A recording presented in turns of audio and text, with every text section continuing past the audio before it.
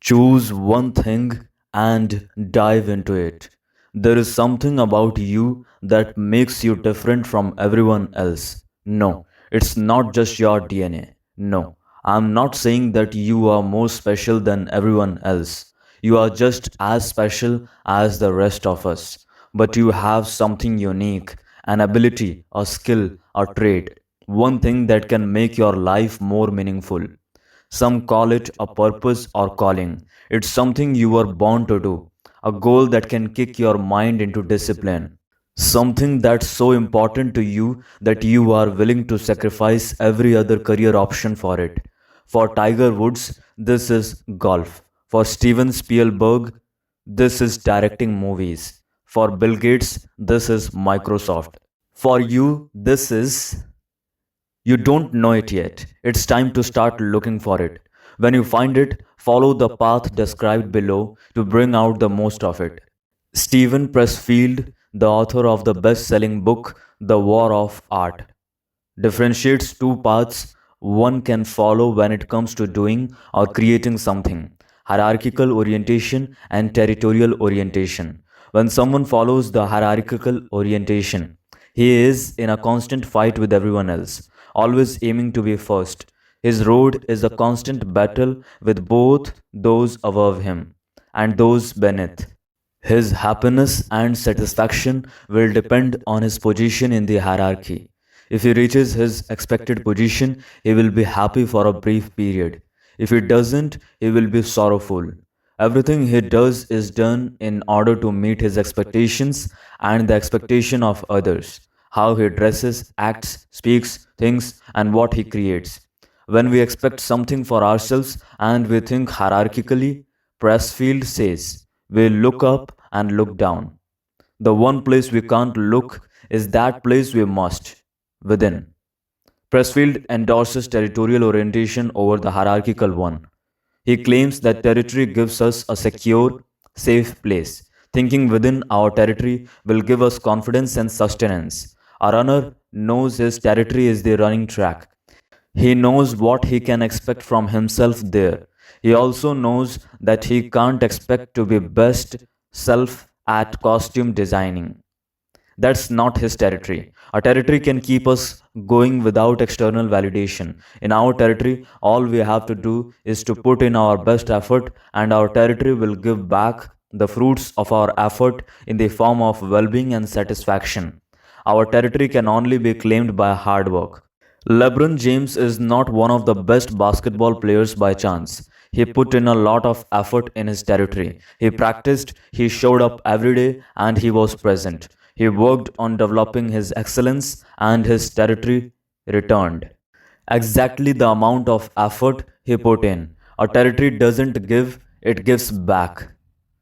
To check which field you operate on, hierarchy or territory, analyze what do you do in times of distress. Do you call friends or relatives seeking reassurance, approval, and understanding? Or do you immerse yourself in your thing? If you do the former, it means you are operating in hierarchical orientation. If you do the latter, it means that you are looking for calmness within your territory. Pressfield provides another powerful question to help readers identify what territory they are on. If you were the last person on earth, would you still do it? If your answer is yes, it means you have found your thing and you are territorial about it. If Stephen King was the last person on earth, I bet he would still write scary stories. He wouldn't do it to fit in a hierarchy. He would do it for the sake of self expression and self entertainment. He would write purely because he loves to unleash his creative genius. Did you identify yourself as acting hierarchically or territorially? Would you do your thing in sorrow and distress? It doesn't matter if you are a designer, a mother, a mechanic, or an artist. Would you do your thing no matter the circumstances? If yes, you know that you have found your thing. If not, search further. To have a disciplined mind, you can't allow yourself to be distracted by many little temptations.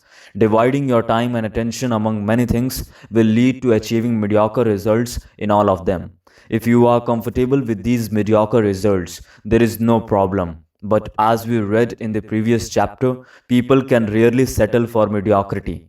They aim for excellence, they set their expectations high. When they set high expectations in many things but they fail to meet them, they will feel an internal conflict. Unmet expectations create a lack of confidence, low self esteem, sorrow, disappointment, and a loss of faith in one's abilities.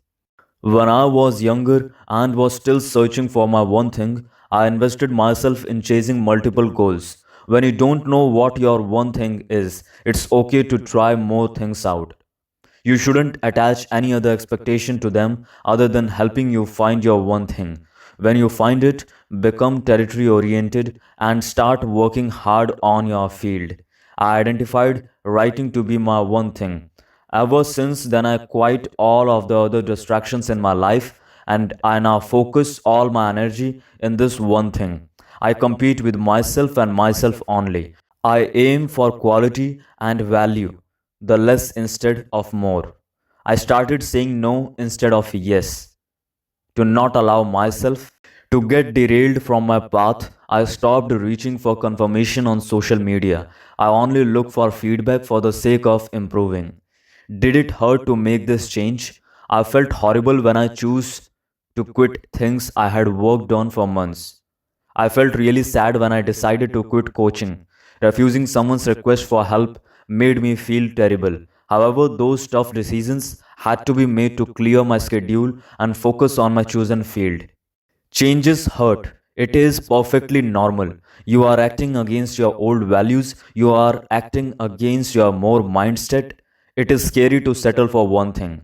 The subconscious brain perceives this change as an attack against the cherished old, well accustomed habits and tries to annihilate the danger.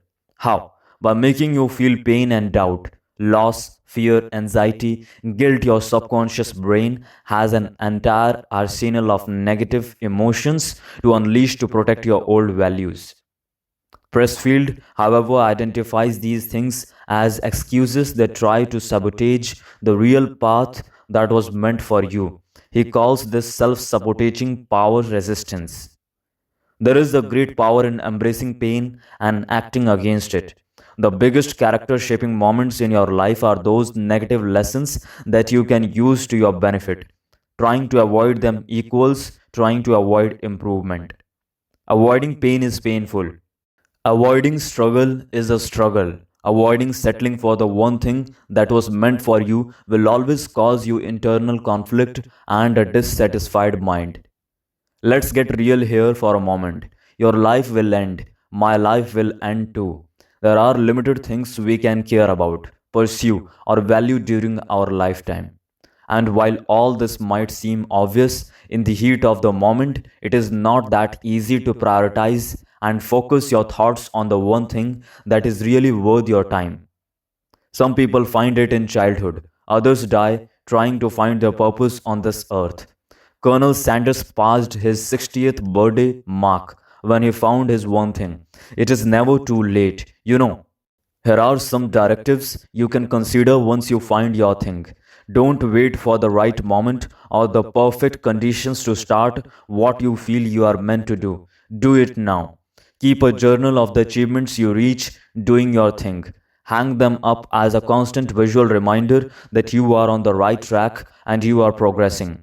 Organize your living area to help you in doing your thing. Exclude time and energy thieves from your life. Focus on those activities that help you to develop your thing. You call it multitasking, I call it a distraction. Do one activity at a time. Allow yourself to be lost. Turn off your cell phone, turn off the Wi Fi, and dedicate all your attention to who and what matters the most to you. Hydrate yourself, you do. Drink more. I'm serious. Nothing can be as sneakily distracting as dehydration. Be grateful for what you have. Focus on that instead of complaining about what you don't have. You can have more one things during a lifetime. If you know you were meant for multiple things, do them all, just not at the same time. Dedicate a decade to mastering each of them.